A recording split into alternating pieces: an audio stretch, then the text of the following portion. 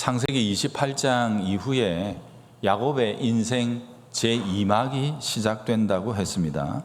베델의 계시 이후의 삶이죠. 기간으로 보자면 20년 정도 됩니다. 하늘이 열리고 하나님을 대면하는 것으로 시작했으니까 그 이후로도 무슨 특별한 사건들이 줄줄이 일어나야 정상일 것 같은데 전혀 그렇지 않죠. 그저 평범한 일상이 흘러가고 있는 모습을 봅니다. 우리식으로 얘기하자면 내용으로 보면 간단하죠. 직업을 얻었다 하는 것고, 그 다음에 장가 갔다, 결혼했다는 것과, 그 다음에 애들을 낳았다, 이런 내용이 되겠습니다. 그런데 이 평범한 일의 실제적인 내용을 보면 아주 직사게 고생하는 거죠. 그렇죠? 그런데 이게 중요합니다. 의미적으로 볼 때 이 기간은 너무너무 소중한 경험입니다. 왜냐하면 야곱이 신앙이라는 게 뭔지 제대로 배우고 깨닫는 기간이 되기 때문입니다. 그 조교가 누구냐? 삼촌입니다. 삼촌인데 악한입니다. 직장 상사도 됩니다. 게다가 장인까지 돼버렸습니다. 1인 3역을 맡은 이 사람, 야곱을 아주 모질게 몰아붙여 세우죠. 그래서 야곱 속에 있는 것들을 탈탈 털어버리게 만드는 사람이죠. 정말 고통스러운 기간인데 이게 야곱에게는 꼭 필요한 일이었다, 이 사실을 알게 되는 거예요. 왜냐? 여러분 보세요. 야곱은 광야에서, 그 베델 광야에서 하나님이 계신 것을 깨닫게 됩니다. 하나님의 존재. 하나님이 진짜로 계신 분이었구나. 이렇게 자기를 만나주시는 것을 보고 하나님이 있다는 거 이제는 부인 못한다는 거죠. 그렇게 시작했고요. 그리고 나서 그 이후에 20년간의 요 기간 동안 야곱은 하나님이 하나님 되신다는 게 뭔지를 배우게 되는 거예요. 하나님이 계신 것은 알겠는데 이제 그분이 내 하나님이 되신다는 게 진짜로 어떤 것인지를 이 기간 동안에 뼈저리게 배우는 거예요. 소위 하나님의 실존이라고 말할 수 있지요. 그분과 실제적으로 동거하고 동행하고 그분의 일을 함께 동력하게 되는 게 뭔지를 알게 되는 거죠. 하나님은 이 과정에서 야곱에게 아주 강력한 상대를 갖다 붙여서 훈련을 시키십니다. 왜냐? 내가 할 만한, 감당할 만한 상대는 의미가 없는 거예요. 여러분, 우리 2002년도에 한국 축구가 월드컵 4강까지 올라갔습니다. 전무후무한 결과인데요. 여러분, 그때 감독이 누굽니까? 히딩크죠. 히딩크라는 사람이죠. 생각 있는 사람인데 그분이 대표팀을 맡아가지고 내세웠던 기치가 뭐냐면 약한 팀하고 스파링하는 거 아무 의미가 없다. 배울 게 없다는 거예요. 그래서 그 이전에는 전부 동남아 국가 돌면서 와, 우리는 잘해 하고, 그죠? 국뽕에 딱 차가지고, 근데 월드컵 나가면 항상 지고, 그렇게 했던 게 우리 그 과거의 경험이었는데, 히딩크는 아니에요. 강팀하고부터 훈련이 된다 그래가지고 유럽의 체코 5대0으로 졌습니다. 크로아티아 5대0으로 졌습니다. 그래가지고 히딩크 감독의 별명이 뭐였습니까? 5대0이었습니다. 5대0.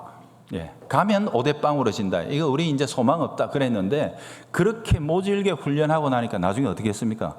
우리가 이태리를 이겼습니다. 우리가 스페인을 이겼습니다. 우리가 또 그 누구죠? 그 호날두 있는 나라가 뭡니까? 우루과이 맞습니까? 그 나라도 이겼습니다. 진짜 놀라운 결과 아니었습니까? 강한 상대를 통해서 훈련을 시키시는데 야곱에게는 그게 바로 라반이었던 겁니다. 오늘은 야곱의 인생 제2막의 막바지 단계입니다. 20년 중에 15년 차부터 20년 차까지 6년간의 이야기가 이제 막 시작되는 장면이죠.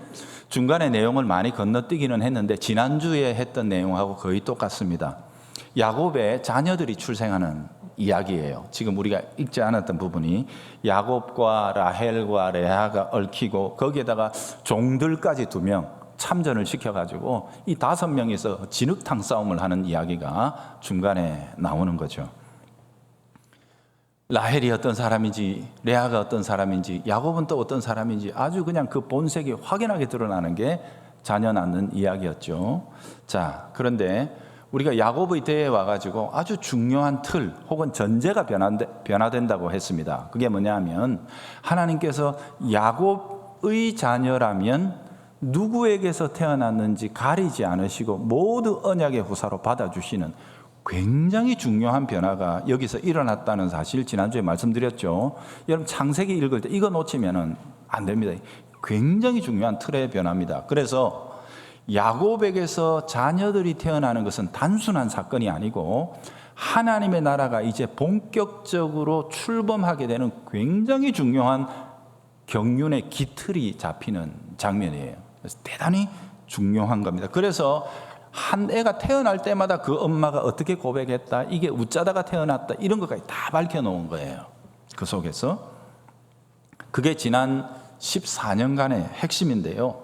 우리로 보자면 이렇게 이해할 수 있습니다. 인간들 5명이 어울려가지고 진흙탕 싸움을 벌였습니다. 막 누가 이기나 그러면서 진흙탕 싸움을 벌였는데 14년이 다 지나놓고 보니까 그럼에도 불구하고 하나님께서는 그 가운데서 하나님의 나라를 이루어갈 12의 신실하고 똘망똘망한 하나님의 일꾼들을 얻어내셨다 하는 것이 바로 이 14년의 이야기입니다.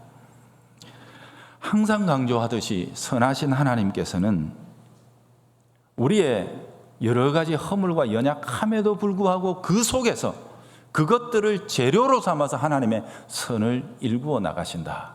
이것 때문에 우리가 악함에도 불구하고 연약함에도 불구하고 궁극적이고 영원한 승리를 확신할 수 있게 되는 것이다 라고 했습니다. 우리가 이기는 게 아니고 하나님이 이기시는 것이다. 이 사실을 우리가 꼭 잊어버리면 안 된다고 했죠. 자, 그런데 여러분 보세요. 관점을 좀 바꿔서 생각해 보면 그럼에도 불구하고 이 모든 사단은 라반이라는 이 희대의 악인의 그 악행 때문에 벌어진 일 아닙니까? 세상에 그 사람의 탐욕과 악 때문에 삼촌이 조카를 거들내고 있지 않습니까? 완전 놀이개감 삼아가지고 단물을 쪽쪽 빨아먹고 있는 이런 악의 과정 속에서 일어나는 일이 아니겠습니까? 주님께서 어쨌든 이 악을 허용하셨다는 사실을 기억하셔야 됩니다. 그것도 자기가 약속하신 하나님의 신실한 그릇인 야곱에 대해서. 그런 측면에서 우리는 우리의 삶에 일어나는 수많은 악들과 여러 가지 억울한 일들과 수많은 삶의 고비들과 골짜기들에 대해서 변명하거나 원망하거나 핑계해서는 안 됩니다. 왜요? 하나님은 그 속에서 당신의 선을 이루어가고 계시기 때문입니다. 다만 우리가 그 속에서 능동적으로 하나님과 동행하고 하나님의 호흡에 함께 맞추어 하나님이 힘주실 때 우리도 같이 힘내는 그 믿음의 훈련을 쌓았어야 하는 거죠. 어쨌든 그렇게 14년 지나서 자유를 얻고 보니까 야곱이 빈털터리의 자유입니다. 아무것도 없습니다. 외형상으로는 더 나빠졌습니다. 연봉이라는 게 아예 없었으니까 먹고 산 것만 해도 감지덕지다 이러면서 살았으니까 손에 아무것도 없는데 외형적으로 보니까 어쨌든 부인이 2명에 첩이 2에 애들만 12입니다 지금. 그러니까 이스라엘의 흥부 집안이 누구냐 하면 이 야곱입니다. 이때가 딱 흥부 집안입니다. 야곱이요. 딱 그런 상태에 놓여 있거든요. 그러니 어쩔 수 없이 처자식 때문에 라반에게, 그 악한 사람에게 야곱이 다시 고개를 숙여야 했습니다. 그게 오늘 읽었던 25절에서 27절까지의 내용인데요. 라반은 협박 반, 회유 반 이렇게 해서 야곱을 다시 자기 품 안으로 끌어들입니다. 갈래요? 그랬더니 내가 네 사랑하는 거 알지? 온나? 주먹 딱 쥐고 이래. 내가 네 얼마나 아끼는지 알지? 이러면서 끌고 가는 거예요, 여러분. 가면 죽는다는 얘기죠. 그죠? 그러면서 이제는 좀 봐준다는 식으로 그 연봉 네가 한번 정해볼래? 마치 선을 베푸는 척하면서, 그죠? 그렇게 이미 라반의 계산 속에 네가 어떤 연봉 계약서를 내도 내가 다 너 쪽 빨아먹을 수 있다는 자신감을 가지고 지금 이렇게 하는 겁니다. 야곱은 그걸 몰랐겠습니까? 어쨌든 그럼에도 불구하고 야곱은 다시 라반 밑에서 머물게 됩니다. 단 하루도 머물기 싫고 한순간도 얼굴 대하고 싶지 않은 그를 상사로 모셔야 하고 장인으로 모셔야 하고 그렇게 함께 지내야 하는 겁니다. 여러분, 여기에 있는 우리 자매 여러분, 우리 가장들의 고통을 이해해 주셔야 돼요.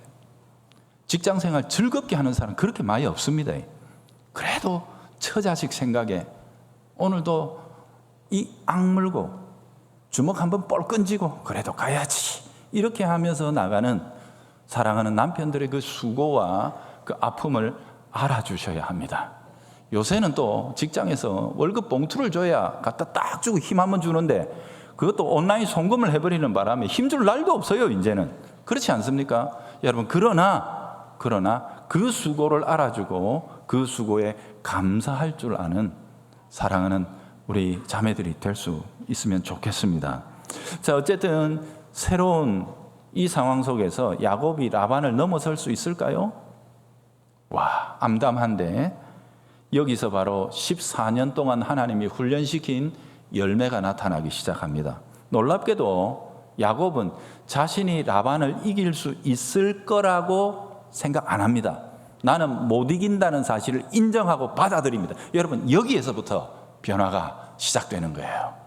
나는 할 수 없다는 것, 상식이나 인간의 수를 더 이상 사용하지 않습니다. 그래서 아주 이상한 품삯의 체계, 연봉계약서를 아주 얄궂게 써가지고 지금 제출을 하고 있는 거거든요. 이런 겁니다, 여러분. 일단 가축들을 다 모아놓고 흰 것들하고 알록달록한 것들을 나눠요. 양은 양대로, 염소는 염소대로 다 나눕니다. 그래가지고 앞으로 태어나는 얼룩이들을 저한테 주십시오. 그렇게 이야기를 해요. 그것도 지금 있는 것들은 어차피 삼촌이 다 내끼라고 할 거니까 다 하시고 앞으로 일하는 과정에서 태어나는 얼룩이들을 내 몫으로 해 주십시오 라고 이렇게 요청한 거거든요. 여러분, 알록달록한 것이 열성입니다. 거의 잘 태어나지 않습니다. 이 우열의 의미가 아니고 거의 희박하다는 얘기예요. 그래서 마치 우리에게 쌍둥이가 조금 희박한 것처럼 이 얼룩이가 잘 안 태어나요. 그러니 야곱이 지금 연봉 계약서 제출한 거는 바보짓 한 거죠. 거의 못 받아 낼 짓을 스스로가 지금 하고 있는 것 아닙니까? 자, 그런데 조카가 이렇게 나오면 삼촌이 어떻게 해야 됩니까? 삼촌 라반의 태도를 한번 보십시오. 적어도 상식이 있는 사람이면 야야 그래 그거 좋은데 그래도 지금 현재 알록달록이가 알록달록이를 낳을 가능성이 많으니까 그거 네 해라. 요거 가지고 한번 해봐라. 요래 해야 되는 거 아닙니까? 그죠? 그런데 라반은 어떻게 합니까? 알록달록이 일단 다 모아라. 그래서 누구한테 맡깁니까? 자기 아들한테 맡깁니다. 아들한테 맡겨가지고 그것도 야곱이 일하는 곳에서 며칠 사흘 거리를 띄워놓습니다. 혹시라도 야곱이 가가지고 싹 이렇게 할까봐. 야곱이 곤란하게 하면 실하고 좋은 놈 옆으로 살짝 빼돌려 놓을까 봐 자기가 그것도 다 곤란입니다. 그래가지고 야곱은 지금 아무것도 없는 상태에서 이 흰둥이들만 데리고 시작하면서 여기서 돌연변이처럼 폴짝폴짝 혹가다 하나씩 나오는 그 얼룩이들을 가져가도록 삼촌이 이렇게 만들어 놓은 겁니다. 전혀 야곱을 믿어주지 않는 거예요. 야곱이 골라낼 만큼 네가 골라내면 무슨 일 할지 다 지 같다고 생각하는 거예요. 자기가 그런 조건이면 그럴 것 같으니까 야곱도 그럴 거라 생각해가지고 야곱이 골라내지도 못하게 만드는 게 라반이었습니다. 그러니 여러분, 이런 사람을 이런 식으로 대응했던 야곱의 수가 얼마나 얕고 어리석습니까? 완전 바보짓이죠. 유일한 기대라는 것은 이제 앞으로 돌보게 될 흰둥이들에게서 알록달록한 것들이 태어날 거라고 기대하는 것, 그것 외에는 아무 게 없지 않습니까? 근데 그걸 누가 인간이 조작할 수 있단 말입니까? 요즘 같으면 뭐 유전자 조작 어쩌고 이러고 하겠지만 그때는 그런 것도 없잖아요. 이건 사람이 할 수 없는 일이거든요. 라반의 목동들이 지금 눈에 벌겋게 뜨고 저기 무슨 짓 하는지 잘 봐래 하고 주변에 딱 이렇게 감시조를 붙여놨을 테니까 데려다가 색칠도 못합니다. 알록달록하게. 그러니 야곱으로서는 아무것도 기댈 데가 없는 거예요. 그래서 아침에 출근하면 직장에만 가면 고구마 100개, 가슴이 답답한 이게 야곱의 새로운 나머지 6년간의 삶의 첫걸음이었다는 사실이에요. 그런데 말입니다, 야곱의 이 어리석음 속에 그의 신앙이 있습니다. 야곱이 새롭게 변화된 증거가 여기에 나타나는 거예요. 세상은 알 수 없는 새로운 셈법을 그는 마음속으로 계산하고 있는 거죠. 그게 33절에 나오는 건데요. 후일에 외삼촌께서 오셔서 내 품삯을 조사하실 그때에 나의 의가 내 대답이 되리이다. 그때에 내 의가 나타날 겁니다 하는 겁니다. 후일에. 여러분, 예수쟁이가 누군 줄 아십니까? 두고 보자 하는 사람이 예수쟁이입니다. 지금 우리는 세상에 판판이 깨지는 것 같죠. 우리의 방식은 안 통하는 것 같죠. 그러나 장차 주님이 오시는 그 마지막 날에 누가 이기나 보자는 거예요. 그래서 예수쟁이들은요, 세상에서 여러 가지로 당하고 고통당하면서도 속으로는 뭐라 그래요? 두고 보자. 우리 주님 오시면 그때 보자. 우리 수님이 행님, 예수님이 행님, 큰행님 오시면 그때 보자. 이게 우리 예수쟁이들의 삶이에요. 수님이 오빠 오시는 그날에 우리가 이기는 거예요. 예수쟁이들은 마지막 날 바라보면서 그날에 승리하는 건데, 야곱이 그 얘기를 하고 있는 거예요. 마지막 날에 결산할 때 봅시다. 그때에 하나님이 내 의가 되어주시는 그날 내가 오늘 이 연봉계약서에 대답이 될 겁니다 라고 야곱은 이야기합니다. 여러분, 이게 어떤 말이냐면 이런 뜻입니다. 나는 끝까지 정직해 보겠습니다. 나는 당신한테 끝까지 진실해 보겠습니다. 그러면 일이 어떻게 되는지 한번 봅시다.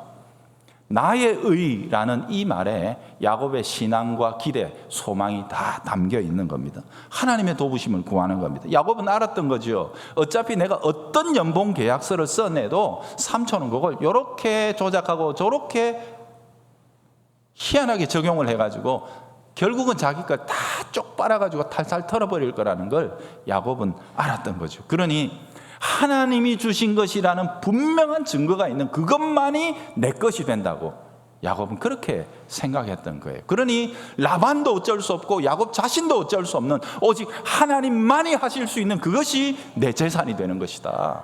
야곱이 그것을 지금 요구하고 있는 거란 말이거든요. 아니, 어떻게 야곱이 이것을 생각하고 이것을 주장하게 됐나? 그게 경험이고 체험입니다. 뭐예요? 결혼해갖고 낳아 보니까 내 생각대로 되는 게 아니더라는 거예요. 힘쓰고 애써도 아이는 안 돼요. 안 되는 거예요. 하나님 안 주시니까 안 되더라는 거예요. 이거는 그저 가끔 가다가 그래 했는데 레아는 풍풍 났는 거예요. 생명에 관한 것만큼은 하나님의 절대적인 주권에 속한 것이구나. 사람도 그럴진데 하물며 짐승이라고. 온 만물의 창조주이신 하나님께 속한 것이라는 사실, 그러므로 그분에게 기대겠다는 것이 야곱의 마음이었던 것입니다. 레아를 바라보았습니다. 레아는 정말로 모든 것이 최악의 상황이고 가장 불리한 형편에 있었지만 라헬이 이기지 못합니다. 좋은 조건을 가지고 있었고 우세한 능력을 가지고 있었음에도 불구하고 그게 반드시 이긴다는 보장이 되지 못하는 것을 야곱은 알았던 거예요. 하나님을 의지할 때 가장 불리한 환경 속에서도 결국에는 역전하게 하시는 하나님의 손길을 본 것이죠. 다윗의 고백입니다. 나를 강한 원수와 미워하는 자들에게서 건져주셨습니다. 저희가 나보다 힘이 세기 때문입니다. 여러분, 우리는 흔히 다윗이 능력자라서 이긴 줄 압니다. 그런데 다윗은 절대로 그렇지 않다고 이야기하죠. 항상 나는 나보다 강한 원수와 나를 능가하는 상대들을 대응하면서 살았다는 겁니다. 그런데 해보니까 내가 이겼는데 그 이유는 하나님이 함께 하셨기 때문이다. 그들이 내가 조금도 피할 수 없는 재앙의 날, 여기 재앙의 날은 그냥 다가온 게 아니고 내 원수들이 함정을 파놓은 것을 이야기합니다. 나로서는 빠져 죽을 수밖에 없는 그런 덫을 파놓고 기다리는 그들의 교묘한 계략에도 불구하고 하나님이 나를 도우사 거기에 빠지지 않게 해주셨다. 이게 다윗의 고백이었던 것이죠. 내가 강해서 이긴 것이 아니라 하나님이 나를 이기게 하셔서 이겼다. 모든 불리한 삶의 현실을 주께서는 보고 계시고 그 속에서 고통당하고 있는 나를 불쌍히 여기셔서 하나님은 찾아와 구원해 주시는 분이심을 알기에 다윗은 이렇게 하나님을 노래했던 것입니다. 그래서 시편 23편에 다윗은 모든 인생, 특히 언약 백성을 목자와 함께 있는 양으로 비유하며 노래를 부릅니다. 여러분, 양에게는 이빨이 없습니다. 사자처럼. 양에게는 뿔도 없습니다. 코뿔소처럼. 양에게는 날카로운 발톱도 없습니다. 누구처럼 물어도 들어가지 않는 두꺼운 가죽도 없습니다. 그럼에도 불구하고 양은 목자의 강함 속에서 곰도 이기고 사자도 이기고 늑대도 이긴다는 거예요. 시력이 어두워서 1m 앞에는 제대로 못 본다 그러죠. 그럼에도 불구하고 푸른 초장 쉴만한 물가를 찾아낼 수 있으니 그것은 곧 목자가 나와 함께 하시기 때문이다. 다윗은 자신의 인생을 예로 들어 모든 언약 백성의 삶이 그렇다고 노래했던 거죠. 여러분 어떠세요? 하나님의 의로우심이 여러분의 재산이 됩니까? 하나님의 긍휼하심이 우리의 힘이 됩니까? 그분의 성품을 믿고 의지할 수 있으며 실제로 내 것을, 내 삶의 문제를 그분에게 맡기고 있습니까? 그러면 여러분은 진짜로 믿고 계시는 것입니다. 하나님께서 나의 소망이십니다. 이 말은 그저 그분 만나면 기분 좋고 마음이 평안이 있고 그냥 마음이 잔잔해집니다 하는 이런 감상적인 이야기가 아닙니다. 그랬으면 좋겠다라는 어떤 바람이 아닙니다. 실제로 그렇기 때문에 나는 그분에게 다 맡깁니다라는 현실을 노래하고 있는 거죠. 하나님은 그를 의지하는 자의 방패와 산성이 되십니다. 그를 신뢰하는 자를 결코 무너지지 않게 하십니다. 그래서 성도의 싸움은 믿음과 인내의 싸움이고 선으로 악을 이기는 방식으로 진행되는 겁니다. 성도는 악을 악으로 대응하지 않습니다. 선으로 악을 대응해도 이길 수 있다. 언제? 끝날에 가보면, 막판에 가보면 내가 이긴다. 그러니 내가 그 과정에서 아무리 진흙탕이라도 나는 악을 쓰지 않겠다. 선으로 악을 이기는 것이다. 이게 바로 신자들이 선택하는 길인 거죠. 히브리서는 이렇게 얘기합니다. 인내로서 우리 앞에 당한 경주를 경주하며 믿음의 주요 또 온전케 하시는 이인 예수를 바라보자. 이게 신자들의 삶이죠. 야곱은 놀라운 선택을 한 겁니다. 다시금 그 진절머리 나는 사람 라반의 일꾼이 되기로 한 겁니다. 이거는 자기가 무슨 수를 써도 상대조차 할 수 없는 그 거인을 붙었다 하면 백전백패일 수밖에 없는 그 상대에게 다시 내 목줄을 쥐어주는 겁니다. 그래 해봐라 하는 것이요. 그러나 이번에는 기초가 전혀 달랐습니다. 이제는 내 머리 굴리지 않고 하나님을 의지하겠다는 겁니다. 라반조차도 어쩔 수 없는 증거로 나의 것을 확보하고 채워주실 하나님, 그분이 나의 의와 보상이 되실 것을 계획하며 기꺼이 그 자리로 나가는 겁니다. 하나님이 나를 위해 일해 주시지 않는 한 내가 무슨 수를 써도 소용이 없다는 것을 야곱은 비로소 고백하는 겁니다. 그래서 이런 사람들의 입에서 하나님이 나의 하나님이십니다 라는 고백이 나오는 거죠. 나는 그분을 믿고 이 악한 사람에게까지 정직할 것이다. 나는 마지막 순간까지도 그가 어떤 악으로 내게 대응해 온다 할지라도 나는 끝까지 진실할 것이다. 그리고 막판에 보자. 이게 야곱의 계산이었던 겁니다. 야곱의 싸움의 방식이 완전히 달라진 거죠. 선으로 악을 이기겠다는 거죠. 그렇게 6년이 지납니다. 6년이 지나요. 여러분 근데 이 과정에서 보면 하나님이 확실하게 야곱을 챙겨주셨다는 명백한 증거가 나타납니다. 희한하게 흰둥이들이 자꾸 알루기를 낳는 거예요. 알루기를 낳으니까 라반의 눈이 돌아가는 거예요. 이게 있을 수가 있는 일이냐? 이거는 하나님이 도와주시지 않으면 아무리 그 돌 같은 심장이라도 이거는 일어날 수가 없는 일인데 야 저거 하나님이 야곱 챙겨주시는구나. 그러면 꼬리를 내릴 줄 알아야 되는데 라반은 그렇게 안 합니다. 어떻게 하죠? 알루기 태어나는 비율이 높으면 알루기 내 거! 지금부터 알루기 내 거! 딱 바꿔버립니다. 바꿔버리고 그 다음에 또 알루기를 바꿔놓으니까 그 다음부터 또 흰둥이가 자꾸 나오네. 흰둥이 내 거. 이래가 몇 번 바꿨다고요? 10번. 6년 동안에 일방적으로 야곱의 분삽수를 바꿔버립니다. 정말 엄청난 횡포고 갑질 아니겠습니까? 그런데 야곱은 그에게 끝까지 정직했고 그때마다 하나님이 야곱을 도와주십니다. 6년이 지났습니다. 라반은 엄청나게 야곱 덕분에 14년 동안 부자가 되어서 시작했습니다. 그리고 또 야곱에게서 많은 것을 뺏었을 테니까 더 부자가 안 돼 있었겠습니까? 그런데 야곱이 더 부자가 되어 있습니다. 놀랍지 않습니까?